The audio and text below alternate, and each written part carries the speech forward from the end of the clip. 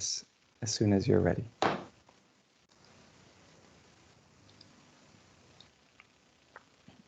We are, hello everybody, I'm definitely ready. Hello everyone, hello Alessandra, Diego, can you hear me? Yes, perfect, loud and clear. Wonderful. Colleagues, good morning, good afternoon and good evening, depending on wherever you are. Welcome to the UN Common Mobility and Carpooling webinar. This is part of our effort to introduce to you the high impact common services within the BOSS. As you are aware, we have been running a number of webinars on the UN high impact common services, but we have received several requests from colleagues to have a very dedicated session on the mobility and carpooling based on the platform provided by the WFP. So without a lot of detail, I'll just hand over the floor to our colleagues in WFP to introduce to you what the UN Common Mobility and Carpooling platform is. How can you access this jointly as operations management team from your country and collaborate on this within your BOSS? This is one of the options available in the UN system. We understand that the other agencies are also working towards introducing UN Common Mobility and Carpooling platforms or have these platforms in place. I guess UNDP has vehicle tracking system in place. UNHCR has a similar platform or a slightly different platform that's for carpooling in place. We in DCO on behalf of the UNSDG will make sure that you have access to information to all these platforms, but the final decision on which platform the operations management team is using at the country level, of course, rests with you and with your OMT while you're discussing the collaboration on mobility and carpooling. The recommendation from us is that you join the carpooling platform collectively as UN, at least 2 or more agencies, so that we could create a common service and ensure that the UN Common Mobility is included in your BOSS so that you could report on its efficiency gains. This is a wonderful initiative, colleagues. Very soon you will see this. Is a dream that most of us have as a so-called the Uber type application for the UN. And there's a lot of effort and energy has been put in this and has been tested and practiced in different locations. So without further ado, I'm going to hand over the floor to Alessandra, my colleague from WFP. Please feel free to share your questions in the chat box. Alessandra will have a presentation of the platform. And then I guess we also have one of our colleagues from the field that will share their experience on this platform. How do they see it from their side, implementing it for some time? And then we'll open the floor for questions and answers. We'll try to cover as many questions and answers possible in this webinar. And those that might not be covered immediately in the webinar, we're going to have a FAQ developed and shared with you along with the recording of this session. So with this, I'm going to hand over the floor to Alessandra and the team. Over to you, Alessandra. Thank you, everybody. Thank you for joining this very important and interesting webinar. It's very thrilling to have you here because, as you will see during this presentation, what we succeeded in having today is actually a product which is for all of the operations to work together and to make sure that we build something which is very important for the UN system all of together. I have some problems moving the slides. So can I ask somebody to move the slides for me, please? Hello? Yes, there's the first slide, Alessandra, is there. Okay, sure. can you see my... Yeah, I apologize. Can you see my screen? I do not seem to get. If you can just move it to the next slide, I will just start talking. Sure, I can manage the slides if you can't share on your end. Okay, thanks. Okay, so thank you. Now we can go to the previous slide, please. So talking about the previous slide, I just wanted to have an oversight of the Humanitarian Booking Hub. This is, as I said, the project that we started in 2015 just to connect WP guest houses together and have an online booking. But then UNHCR joined, and then so we started expanding on different services lines. And as you can see, now we have 10 UN agencies providing services on our hub to the entire humanitarian community. So we have the hub and the mobile app is accessible for free to all the humanitarian workers, and they can book depending on the availability of the different services. We have 1,800 field service points, and currently in 19 countries from 10 agencies, and we in 2020 served 353,000 clients. Now, the services line that you see there are we have almost 3,000 vehicles, and you will see that in a second. We'll talk about this service. This is the focus of this webinar. We also provide bookings for HUNAS flights. We provided bookings for all the emergency COVID support flights, humanitarian flights.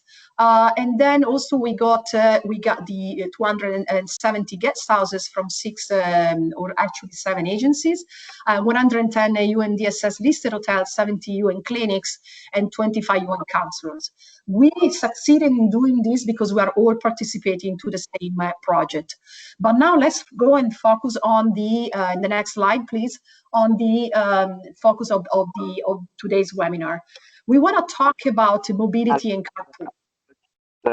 For interrupting, I guess a number of colleagues might be using a slower bandwidth, particularly in the Asia region. So there is some time difference between your slides are actually visible to the colleagues. Maybe if you could take kind of like small pauses when we change slides, and then you could proceed.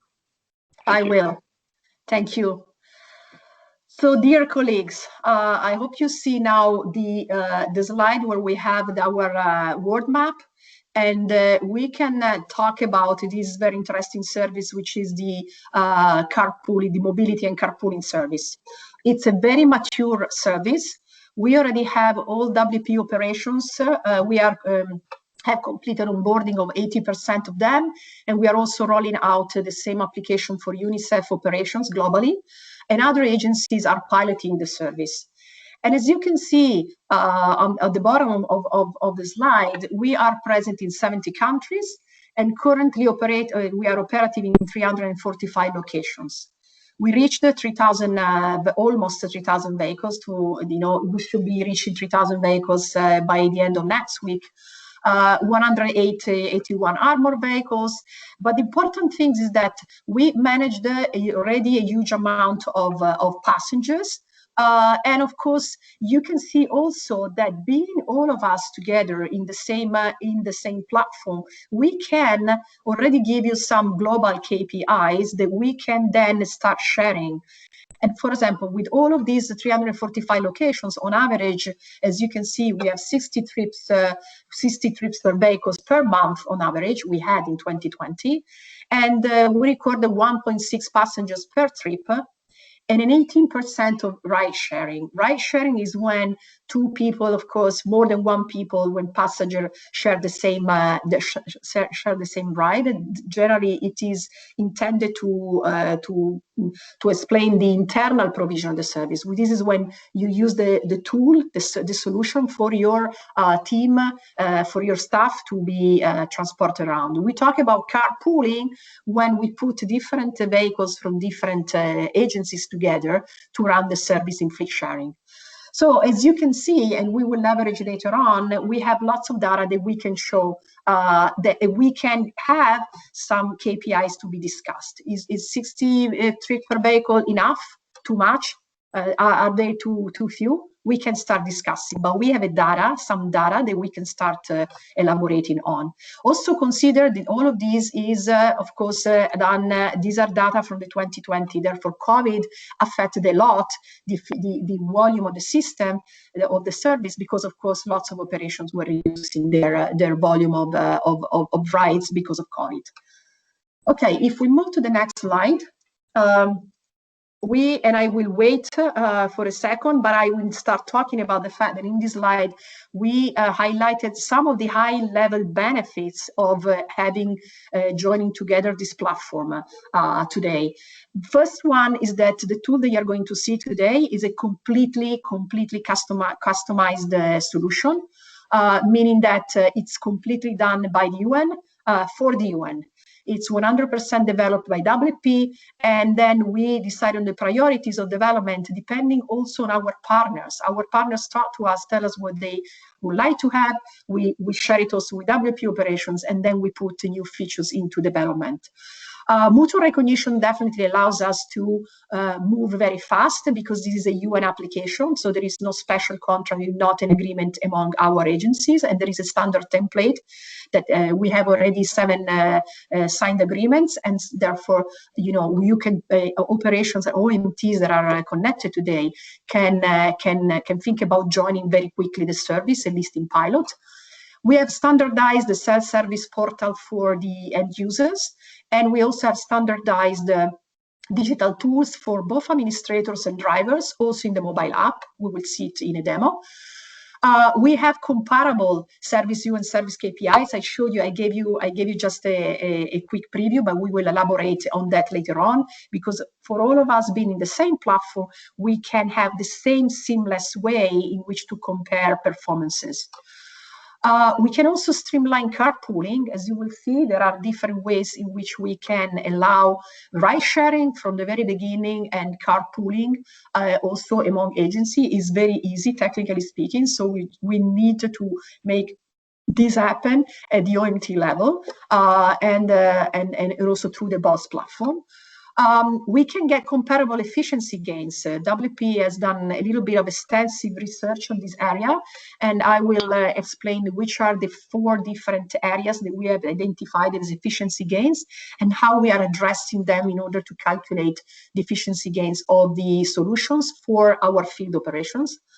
We also have comparable client satisfaction because, as you will see, we have instant feedback and that per trip, so that this was very important. We embedded some client-centric features so that also we start also in this important service to track the fact that our clients are happy about the service. And then we have the continuous service improvements because we are committed to it, and we will keep evolving and improving the platform over time for our partners. So going to the next slide, who can benefit from this solution? Again, the mobility service, passengers mobility services, and carpooling. Now, everybody can, because as we can see in the slide, agencies with vehicles can first take the tool for their internal delivery and start immediately getting some benefits, which are coming from the service innovation, immediate automation, automatic reporting, ride sharing, and all of these things together already bring efficiency gains to you. But of course, once you have the data, you understand how much spare capacity you might have. That's when we advise everybody to move in piloting common services together with the BOSS, and therefore offers mobility services to other agencies to optimize fleet utilization, reduce spare capacity, and of course, add other additional efficiency gains by the shared utilization of vehicles. Now, also agencies without no vehicles can get great benefits, in fact. We are talking to 1 or 2 agencies at the moment because they would like to enter, but they need to enter agreements at the local level, because they can benefit by the common carpooling provided by agencies that have vehicles at the local level. So if we get then to the third area of, let's say, who can benefit from it, definitely OMTs. We talk, we already had lots of presentations of the platform and the service to many OMTs. And we see that of course, the solutions, the setup of the service will be different depending on the local conditions. Some ONTs might have agencies with big, very, very big fleets, like in big capitals, like, I don't know, Khartoum, or like Juba, or in any other, Abuja, any other place, there might be some huge, fleet there by big agencies. But there are also other locations where they have, maybe we have one location in Pretoria, for example, where there is one agency which is really predominant over the other, and therefore, they can take up the service, and the OMT can review the KPIs of those locations, and then understanding who can provide the common services, also to have the benefit of the agencies that do not have cars, or they can reduce, or they can even eliminate their cars and their vehicles in very few, in favor of using the common service. In the next slide, please. Okay, we have it's a journey. So very quickly, I have 20 minutes left. So let's go very quickly to look at the solution. It was a journey. This is really what happened, at least in WFP. These are real pictures from the field, how we used to take in some of the remote field locations, to take track of the requested transportation for the day, and also the paper driver logbook. And you will see that we had taken all those processes and completely digitalized them in a platform and on a mobile app. So Giada, if I can ask you to take it over, and please show the video for our.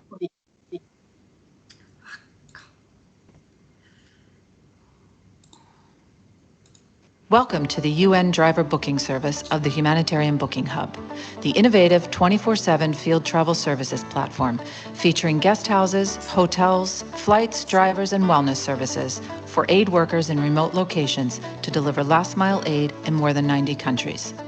You can find information on 3,000 vehicles offering the service in more than 70 countries. And you can easily book a trip in one click. For yourself or on behalf of colleagues, for as many passengers as needed. You can book airport pickups and drop-offs, in-city trips, and out-of-town missions. To complete your travel experience, you can also request round trips. All bookings are confirmed by email with vehicle details and the driver's contacts for easy communication as needed. An electronic invoice may be sent in case of a service fee. Book a driver from your mobile phone when you're on the go, also in French. You can review the status of your bookings, cancel them in case of need, add your favorites to book just with a click, and review your personal profile. You can help us improve our services by letting us know how your experience was. Download the Humanitarian Booking Hub app or visit humanitarianbooking.org now to begin an easier journey out into the world.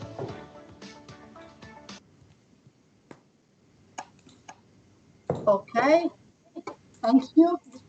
I have some problem joining,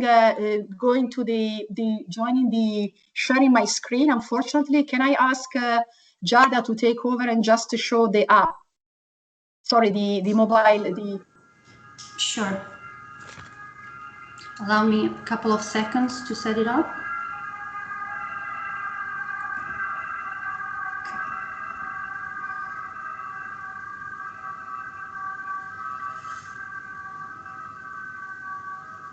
Okay, 1 second.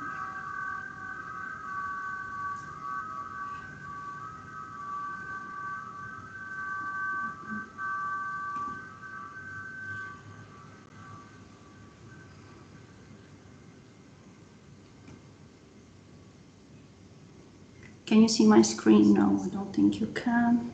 Second. It's not working for some point. we apologize. I have lots of problems. Okay, let me see if I can take it over. Yeah, I'm sorry because it's not working. Okay, can you see my screen now? No. I don't know. I apologize. I really have problems today in connecting. Not yet. I can stop sharing and you can try again. If not, we can I'll try it continue with- again. I'll try it again. I'm sorry, I don't know what happened with Teams. Yeah, we have a problem with this link today. I apologize. I'll try again. What we can do is yeah, have a try. I am, but somehow it's not working, and I don't know why. No, it's not working.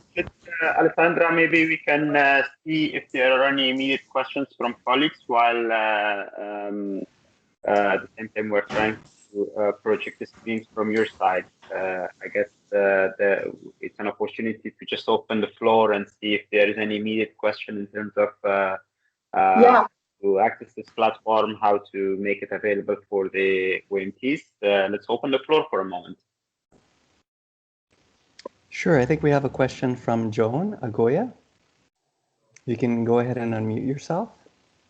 Okay, hi everyone, greetings from Bangkok. So just a quick question regarding the platform. So I know that there's some countries in the region who are not able to have a carpooling, but they would want to use the humanitarian booking just to manage their own vehicles. So is that possible to have it close to a specific country? Yes, it's definitely, and this is in fact the path that we suggest.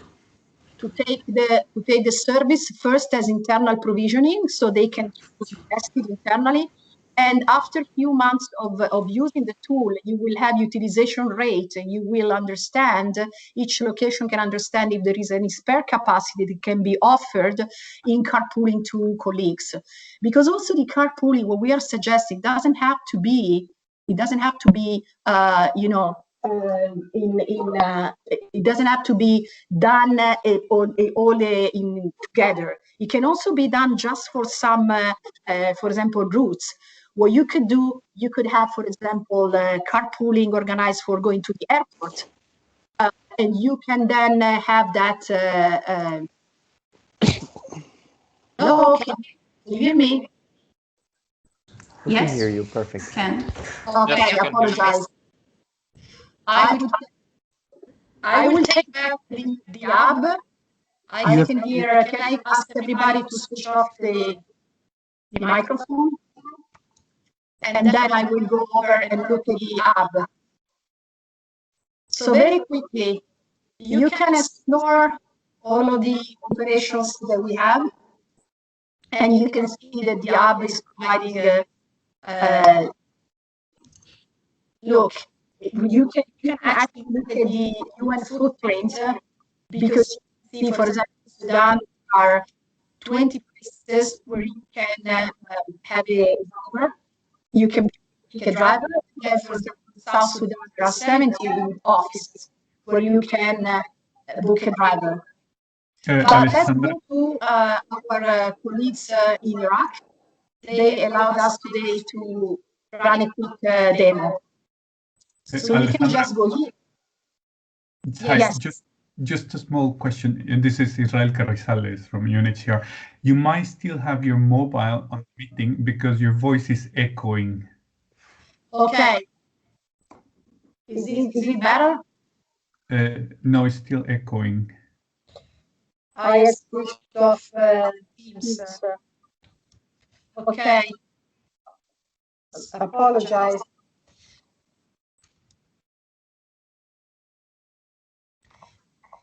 Okay, what we can do is that, Giada, can you take it over? Yes, Eva can take it over because my phone is not working. I'm sorry. So we are taking it over from Eva's phone. Okay. Give us 1 second and we'll set it up.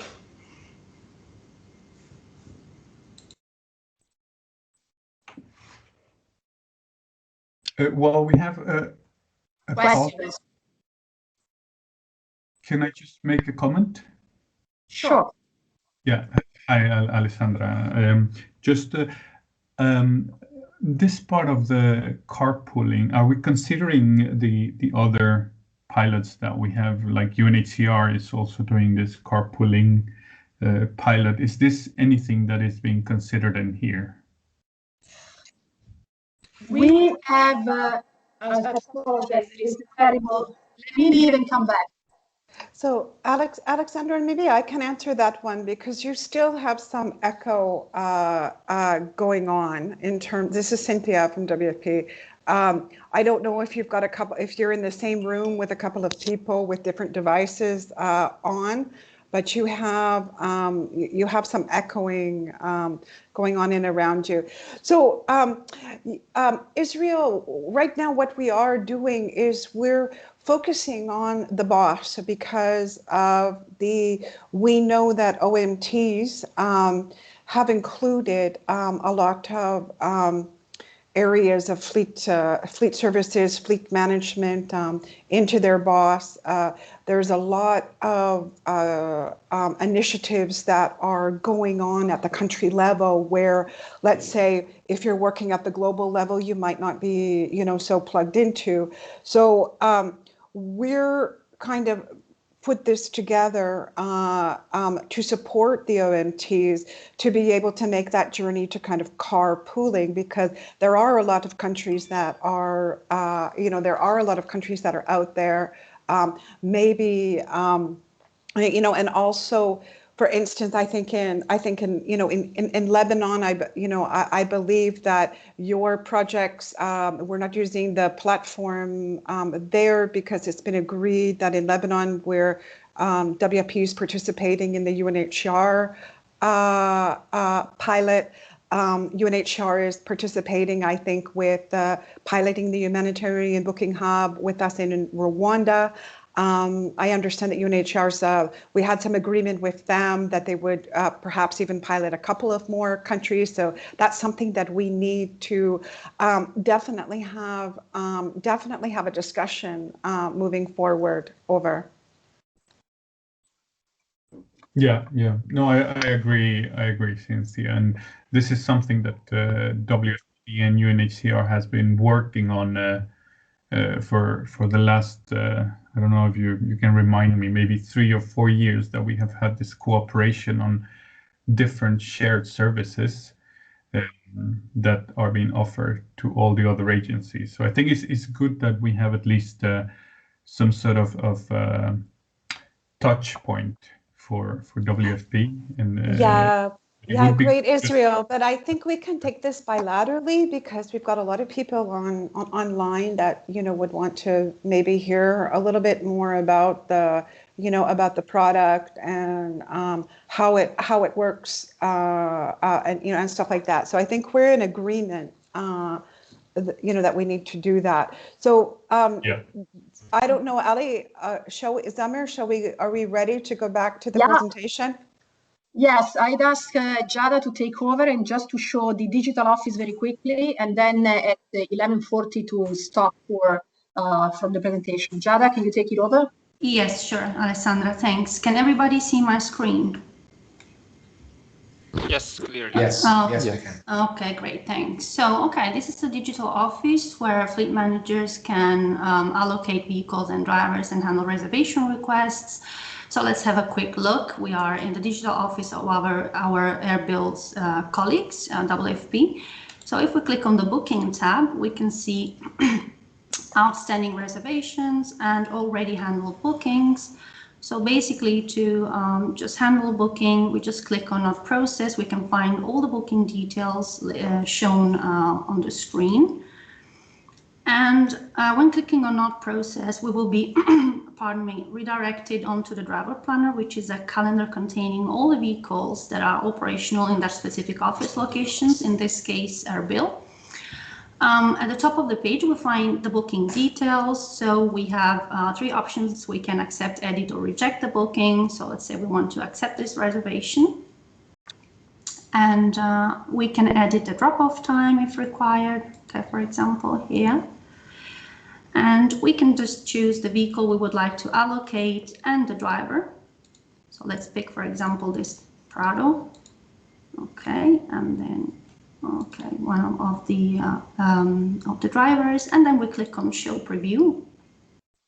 When clicking on Show Preview, the reservation appears in the line of the vehicle that we have temporarily allocated. And if we hover over the booking, we can see the booking details. So if we are happy with our choice, we go back to the top and we click on Confirm and Send Email. And by doing this, a confirmation email will be sent both to the driver and to the user who made the reservation. Okay. Of course, the driver planner offers a few features that are very useful just to save time and optimize the fleet and the use of the fleet. You can see at a glance the reservation, the booking situation of the day by day. You can also go to the next days and to the past, and you can also merge two bookings and use the carpool feature just to make sure that two or more customers can travel in the same car. Okay, and leave availability for another booking. Okay, and if required, you can also, if you would like to, you can also apply a price for your trips. You have two options here. This is it can be done from the price table. You have two options. You can just set up a fixed price based on trip length, so on distance. For example, airport, if it's very close to the office location, you may want to classify this trip as a short length trip, and you can just set up a price of your choice. You can also have multiple categories, multiple trip types for the same categories. For example, in town 2 times for short and long distances, and out of town. And the other possibility is to have your price calculated per kilometer covered. So according to the number of kilometers traveled during a trip, you can just set up a price based on kilometers. For example, 0.21. Okay, and this is an optional feature.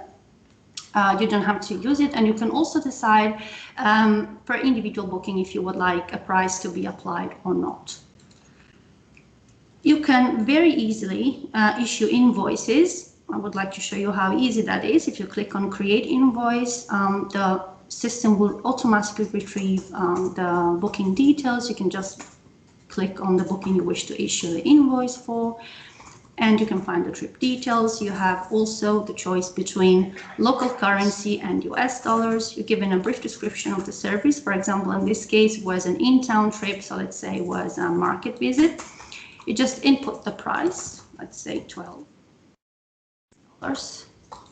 And then the quantity, so 1 trip, for example, and the system will automatically calculate the subtotal and the total price.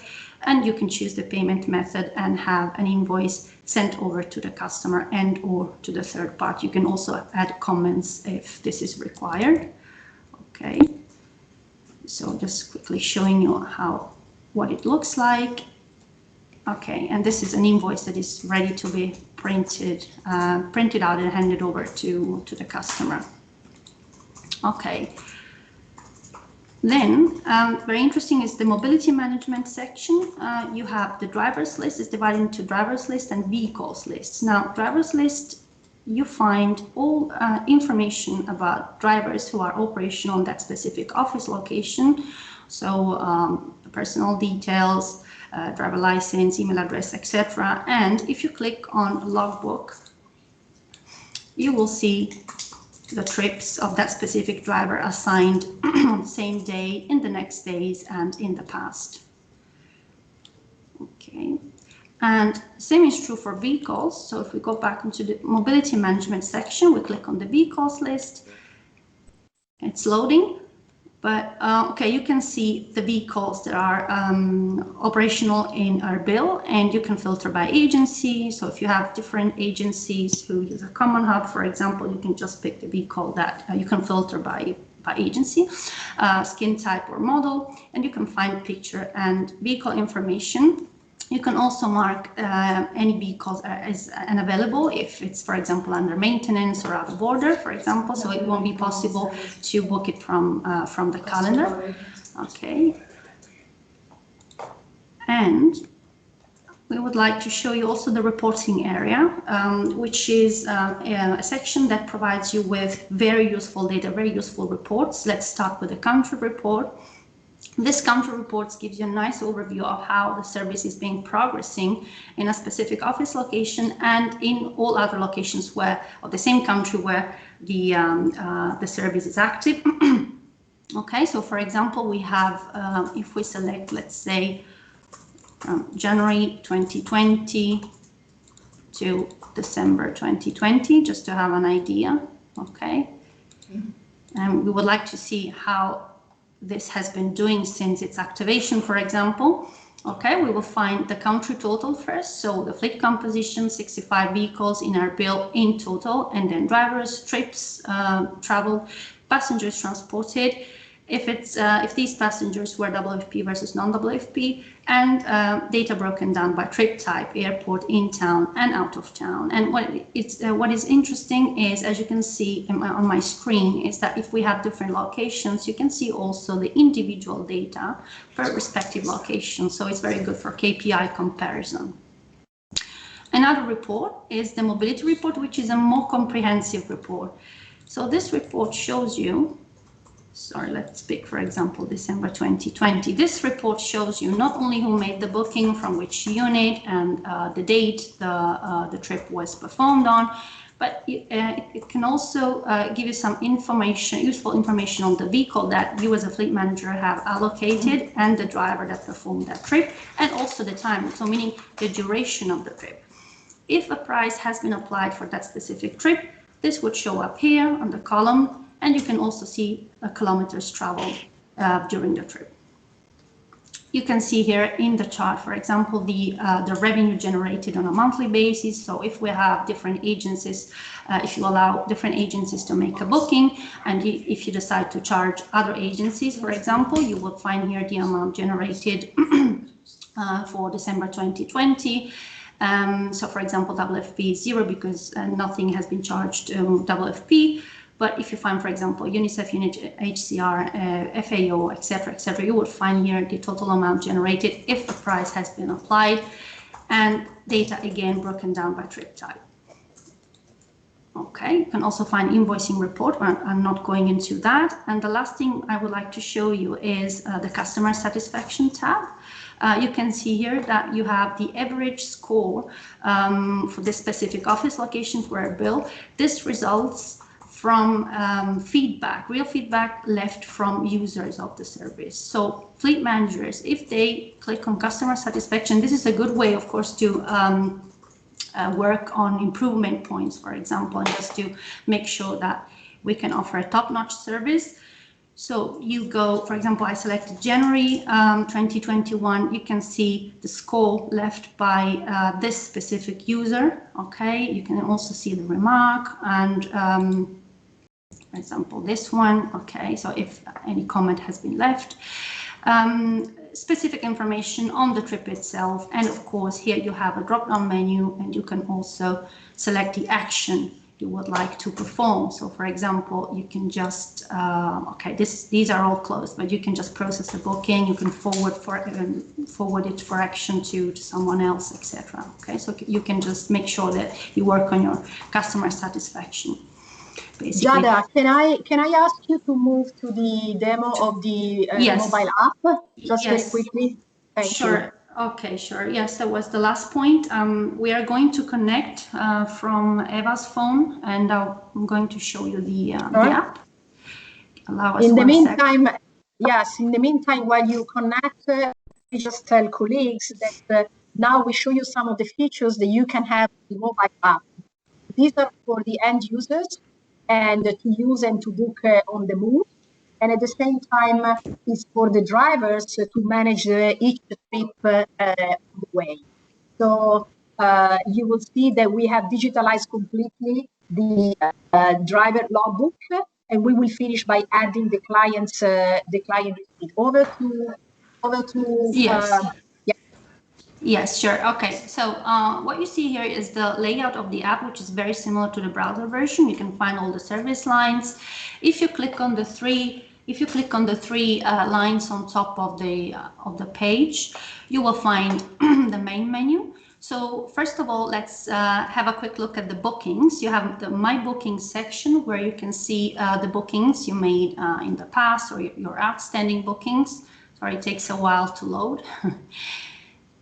And of course, for every booking that you have made, you can also leave a feedback that will in turn go to the customer satisfaction tab for fleet managers to review. And maybe you can also show the driver logbook. Okay. Sure. Okay. Just very briefly on that. So, okay, we're having some issues today with technology. I apologize for that. Anyway, okay, in the map booking section, you will find your bookings. You can also mark your most frequently booked locations as favorite ones. So you can just rebook them with one tap. You can file some information on your profile. You can keep up to date. You can leave a feedback. And as Alessandra mentioned, all drivers can see their logbook if they click on the My Driver logbook. Sorry, 1 second. And maybe I can just start saying that the driver can find, as I just showed you on the browser version, their trips, their individual trips, with the specific information on the trip on the vehicle, allocated by the fleet manager. Sorry, it takes a while. And as I was mentioning when I was showing the price table, if drivers have been instructed by their fleet managers to record the kilometers traveled during a trip, okay, there we go, they can find, they can just click on the Start Trip button, and the app will ask them just to input the number shown on the odometer at trip start. So for example, let's input, I don't know, 10,000 kilometers. I'm departing from the office, for example, to pick up a customer. Okay, we click on submit. We have the choice between kilometers and miles. Okay, now the driver picks up the customer, drop them off, and the trip is complete. Upon trip completion, the driver returns to the app. They click on the finish trip button. And the system will ask them again to input the final number shown on the odometer. So for example, if we input 10,005 and we say that we have traveled 5 kilometers and we click on submit, this figure will be stored and will be reflected onto the mobility report I showed you earlier. So in the column, you will find the number of kilometers traveled, and if any price was associated to that trip, you will find the price shown there. Okay. Over to you, Alessandra. Yes. Okay. Thank you.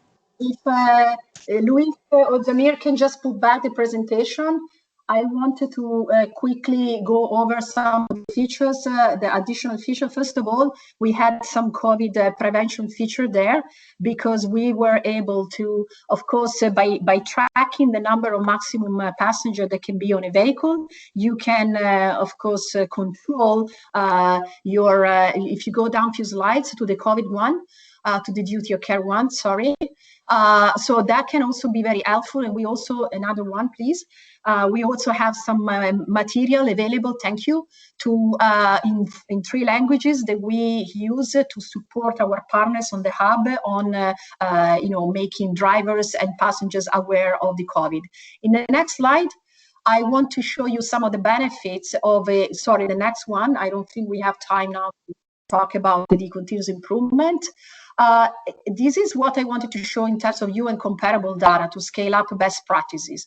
As you can see, for example, here as an illustrative, we have put WFP at one point in time with the other agencies, and you can see the number of passengers on the top right, the number of passengers, or bookings, the number of trips, and you can start having some comparable KPIs. So we can understand that there were, for example, agency 1 was doing very well in the PAX, in the passenger per trips, with 1.7 compared to the rest, while agency 1 was, WP was better in the trips, for example, for vehicle per month.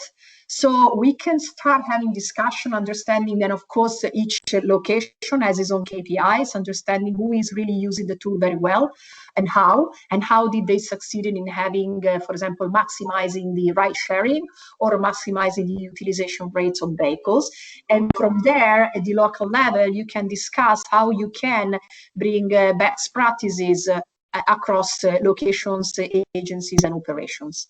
You can also see the trip purpose here, for example, and this is something that we always, when we have discussions, we recommend that you can start having carpooling only on selected routes. You don't have to have it, on all routes at the very beginning.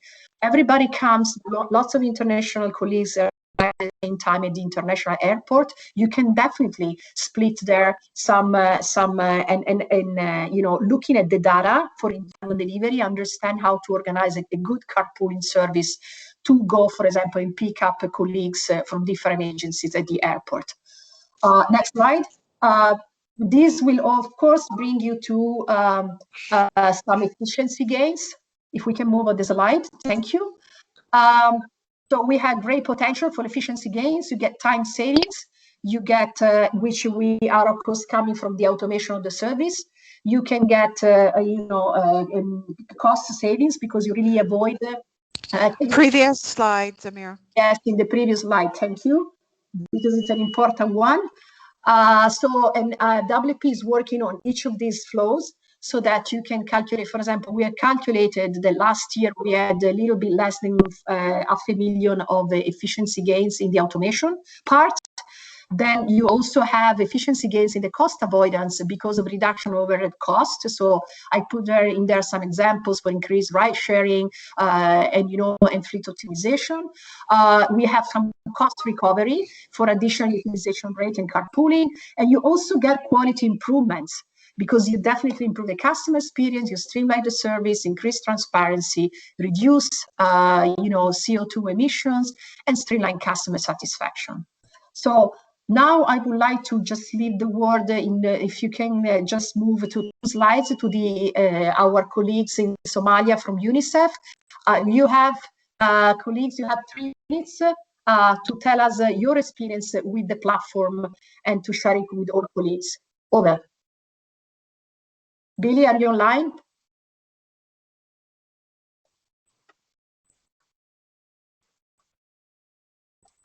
He is online. Billy, you can go ahead and unmute yourself. Can you hear me? Yes, we can hear you. We can. Yes, clear. Thank you, colleagues. Just to briefly mention a little bit, or just to give a feedback on this program. As I said earlier, this program was super perfect, and it really made our life easy in the implementation of our usual operation programs. And as I said earlier, this hub was completely. I was telling a friend that this was God sent to us this as a relief. So it was a relief for us, and in any way, it helped us as an operation. It also helped us in managing our users, drivers, and managers, and it also reduced actually, or in other words, eliminated most of the unnecessary paperwork, and also we also managed through this system that to develop the quality of the service we are offering to our users or our program staff. So literally, this program is super perfect, and it made our life easy as an operation personalist or fleet managers. Thanks, over to you. Thank you so much, Billy. Thank you for being very concise. We have so many problems today. So I think I will probably pass the floor to Cynthia to conclude before we go to the questions and answers. Over. Thanks, Alexandra. I just really wanted to say kind of a few words about this journey that we're all on, with you. When we started to do this, we didn't really set out to, to deliver it as a common service. We were simplifying and digitizing all of our own manual processes and stuff. And as it just became clear, we needed to put order in our own, in our own house as, one of the larger, let's say agencies, with a fleet, and recognizing that fleet is, and the management of vehicles and stuff like that is really like a location dependent thing. This is why we decided that, we really wanted to develop the practice note, connect it as much as possible to the SG's efficiency gains agenda. So for BOSS, for CBO to be able to support the UNCTs, because we knew that they were very, engaged. And I think that it was good that we had something that folks could use, because we found many initiatives of countries developing their own platforms, and that would have been some local platform. So I think the benefits of standardizing the customer service, standardizing the processes is all going to get us much closer to that kind of eventual ideal end state of a UN Uber. And in fact, the hub is kind of a little bit of an Uber. It's also a little bit of an Expedia, and a booking.com. So it's already the main sort of customer service portal. And just one thing about, let's say with other agencies that have other systems and things like this, we're living in a world where things can be connected by APIs. So the customer, when they look at an Uber, they see just the Uber front-end platform. But the back end is probably about 10 to 15 different systems all running in the background.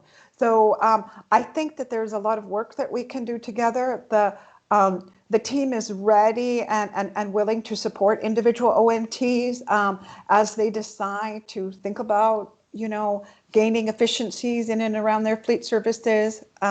So over back to Zamir. Thank you, Alessandra and colleagues.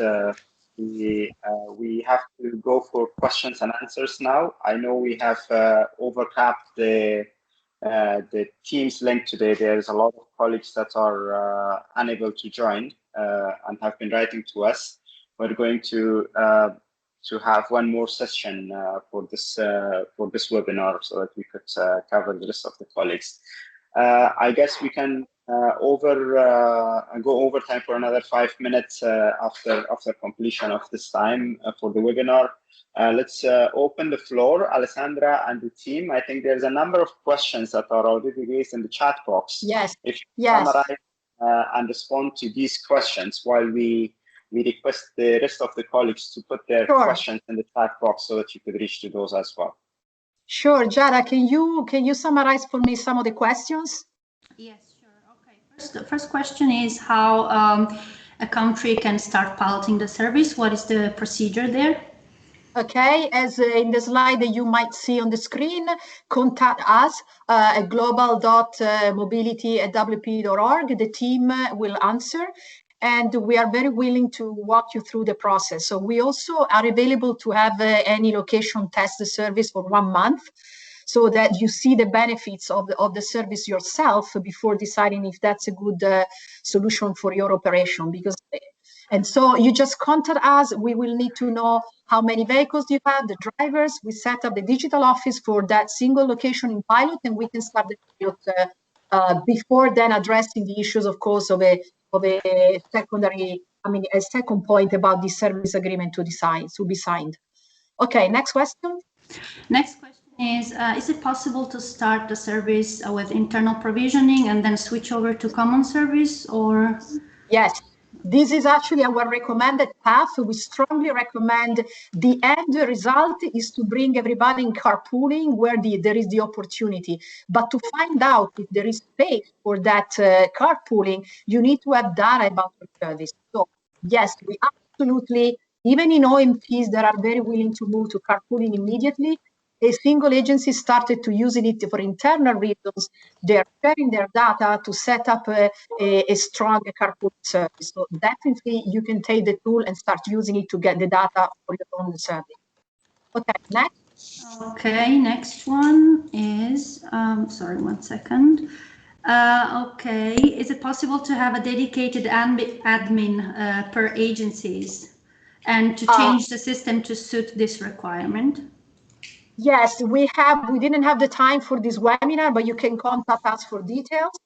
We are very flexible to different ways of managing it. You can have for example, there is a setup in which each agency has its own fleet manager that can book his own, of course, vehicles and drivers for his internal reasons, but also book some cars of the other agencies in case of need. So, Ruben. Mawasina, okay, I took one. Okay, so you can have a mix of the two. You can either decide at the local level, the UNT level, that you have one fleet manager that manages the booking for everybody. We have seen more situations where you want each fleet manager of each agency still booking its own cars and using the other agency's cars in case of need. So you can have a flexible, governance of the carpooling there. Contact us, and we can discuss in detail how you can set the service up. Okay, another question, Jada? Yeah, another question is, are there any costs required from other UN agencies to use this application to manage their own driver bookings? Yes, we unfortunately have to be in full cost recovery, as you know. So we have a flat fee that we apply for a year, which is though very limited, and it's going only to cover the support part. So we are not going to back charge any investment that we did in the platform, because we did it for the WFP operations, and we are offering it to the other agencies. But you will have an annual fee based on how many locations you want to connect to the platform, and how many vehicles. So we have some ratings from 1 to 20 vehicles, over 20 vehicles. So contact us, you tell us your setup, and we can give you immediately the forecast of the support cost for 1 year. Next. Okay, maybe another one. Are these detailed information available for all users? What if an agency does not want to disclose this information? I'm not sure what information they are referring to. But okay, I can probably try and answer, saying I forgot to say at the beginning, because of technical problems, that each point on the hub can be customized to be shown only to the people that you want. So let's say case one, there is one location with one agency that wants to give the service only to its own staff, internal provisioning.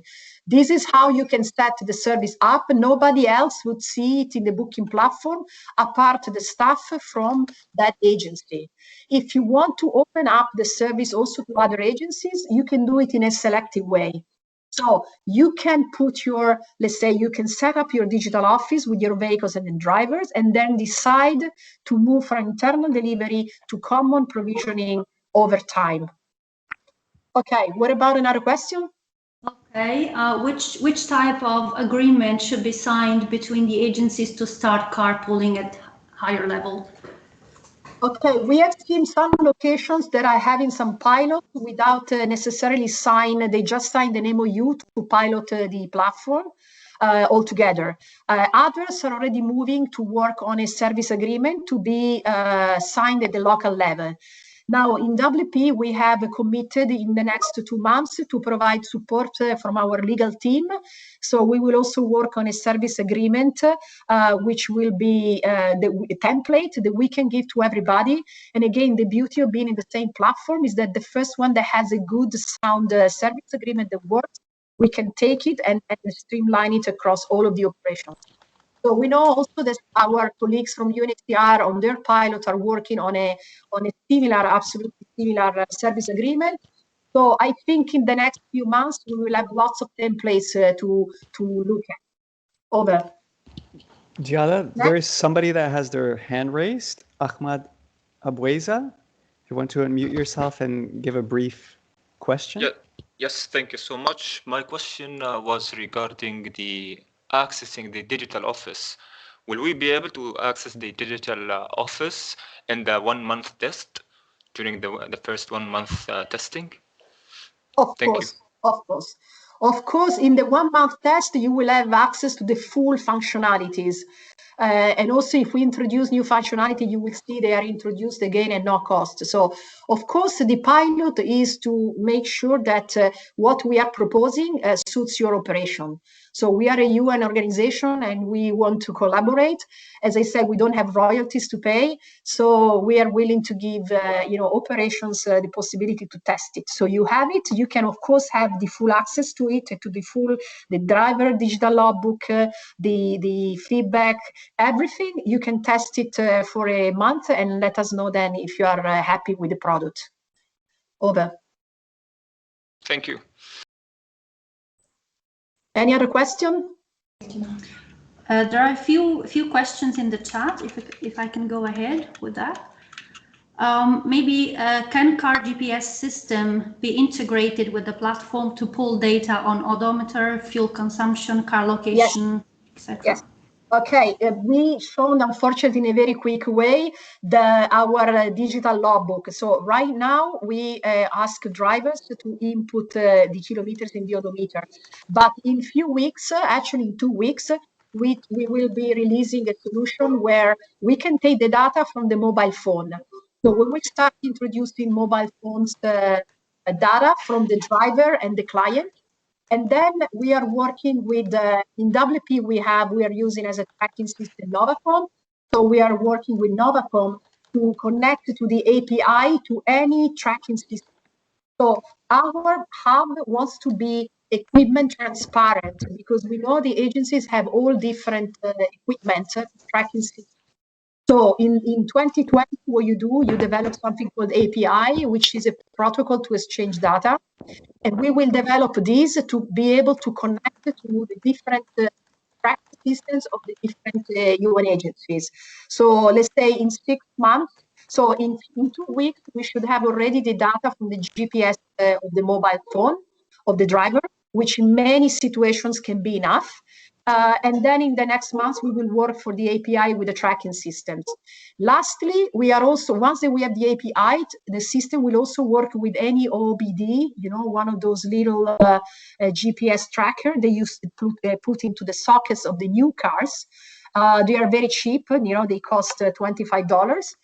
So we will be able also to get data from the mobile phone, any tracking system, or any ODB device that is going to be plugged into the car. And this will happen in the next probably 6 months.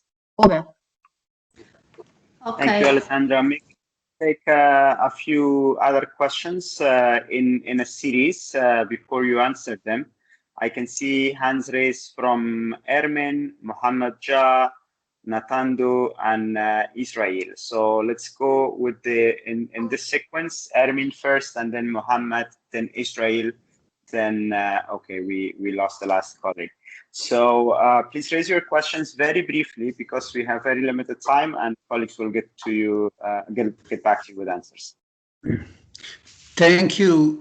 Good afternoon to everybody. And I already put my question in chat box. It's very simple. It's a question about the template of MOU for resources, actually carpooling, to define responsibilities and particularly liabilities of the participating agencies. In case of AV pooling, very valuable assets, agencies have specific rules which does not allow that a car AV is driven by any other driver. So liability and modus operandi for situation where AVs are pooled should be regulated by MOU. It is groundwork before we come to application and management of the fleet. Thank you. I completely agree. So the technical solution. Sorry? Would you mind if you take the other two questions from Mohammed and Israel, please? Mohammed, the floor is yours.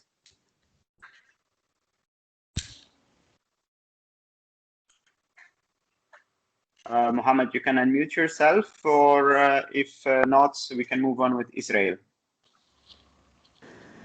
Hi, thank you.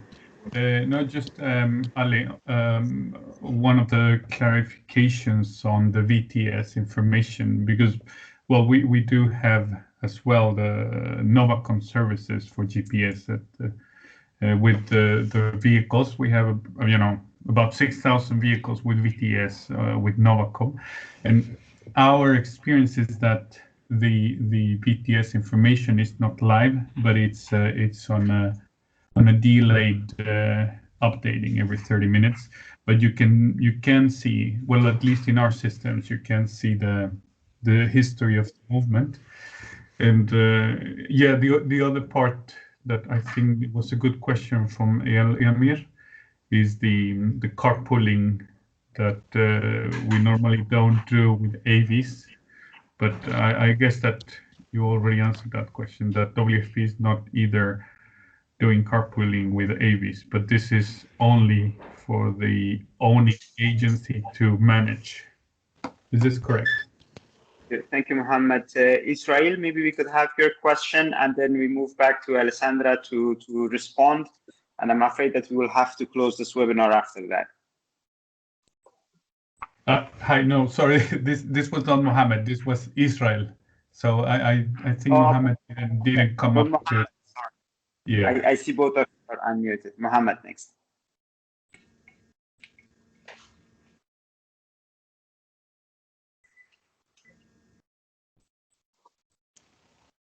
Okay, Alessandra, let's move on with the answers then. I can't hear Mohammed. I guess other colleagues can't hear him either. Okay.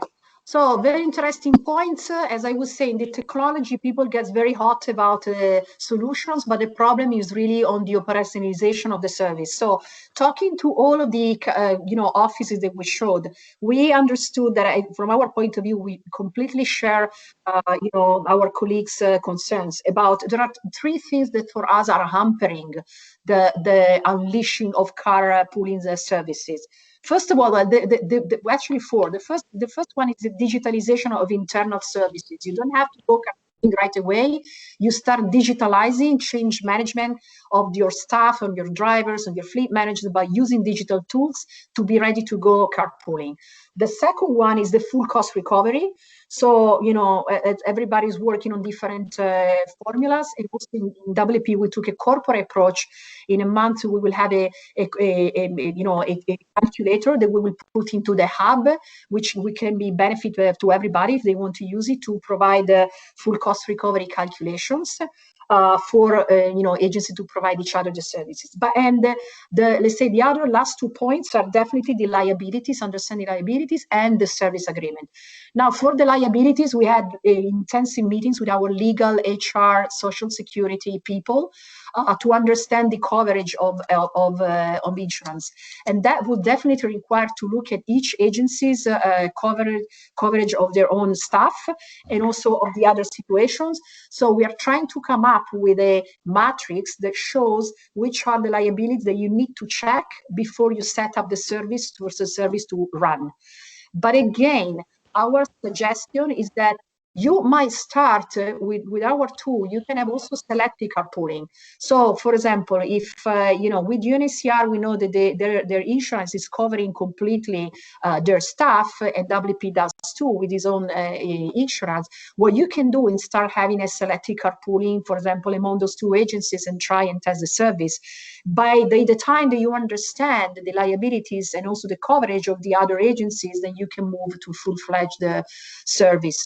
But we will definitely have some corporate approach to it.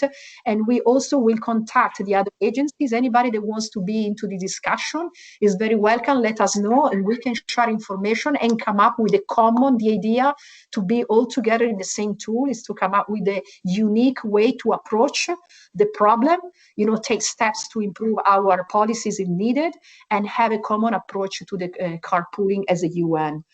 And lastly, the service agreement, you need, of course, to have the template which legal people have approved at the corporate level, the local level. That also will require time. But we are getting there. As I said, I think in the next 2 to 6 months, there will be lots of improvements and information from there. You're very, very welcome to contact us. Let's share templates. Let's share full cost calculators. Let's share liabilities issues, because these things are common to all of us, and we can find a common solution together. Over. Thank you, Alessandra and colleagues. Lastly, sorry, Zarif, last question that was on the DTS. Sorry, for the armored vehicles, yes, you can start on carpooling also for non-armored vehicle. But for example, in some OMTs, there were specifically requested of having carpooling specifically for out-of-town missions with armored vehicles. So it's something that we need to look at it carefully, because there is a need in terms of use of carpooling services of big agencies that have armored vehicles. Of course, they need to protect the asset, and they need to have the driver that's trained to drive that armored vehicle. But I think this is something that in the next, again, few months, we can solve, because there is a need to go and use armored vehicles for out-of-town missions. And lastly, for the VTS, yes, VT tracking systems are all the same. At the very end of the day, they provide GPS data. So we think that the right strategy is to have a UN application that is open to get the GPS data from whoever, even a tracking system. And I do agree that tracking systems have a delay. But look, if we in the hub right now, we are not looking at the GPS data for security reasons. We are using it for assessing the kilometers and the time of trip. So for us, the delay time, there is no problem recording. Over. All right, colleagues, I think we have colleagues, if you could mute yourself, please. We have already over time this session. Let me try to mute colleagues from here.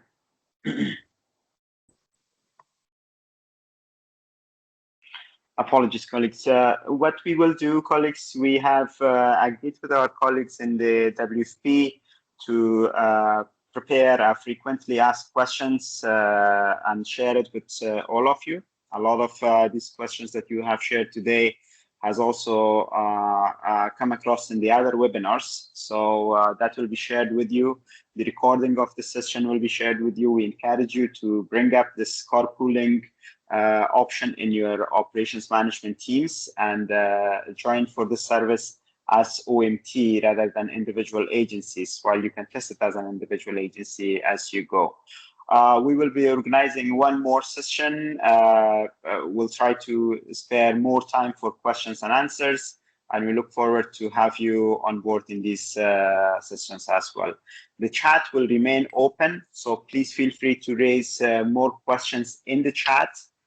Members from the DCO and WFP will be responding to the chat, but we will also be picking up those questions for the FAQ, and we'll share a comprehensive FAQ with all colleagues.